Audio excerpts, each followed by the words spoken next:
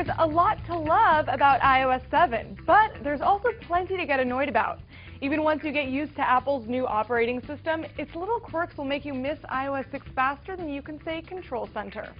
You can't make it perfect, but here are solutions to some of iOS 7's most annoying flaws. For starters, you might want to get rid of parallax. Somewhere along the way, Apple's design team decided it would be fun to give us all a minor case of motion sickness by having the background and icons move as you tilt your phone. To get back in balance, head over to Settings, then General, Accessibility, and enable this Reduce Motion Control. Now everything will stay in its place. That's not the only poor design choice Apple made, though. The entire interface is blanketed with white backgrounds and small, hard-to-read font. And in typical Apple fashion, we don't have alternative themes to choose from. But there is a workaround.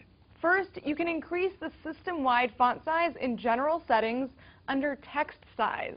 Then, in the Accessibility settings, you can also enable bold text to really make it stand out.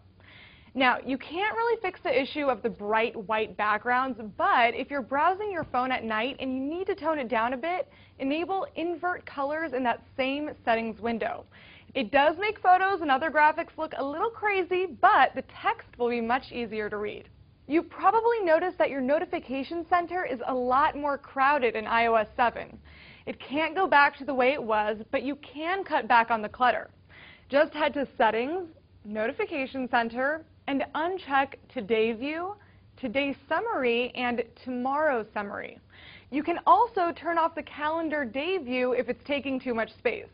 Now, when you swipe down from the top, you'll see only the things that matter most to you. Control Center is awesome because it finally lets us get to common settings without opening the Settings app.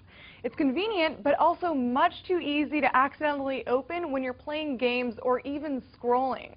To minimize that, head to Settings, then Control Center, and disable Access within apps. With Control Center fixed and all the other settings adjusted, iOS 7's quirks should be less of an issue.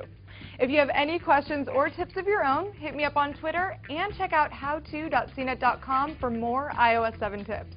For CNET, I'm Sharon Vaknin.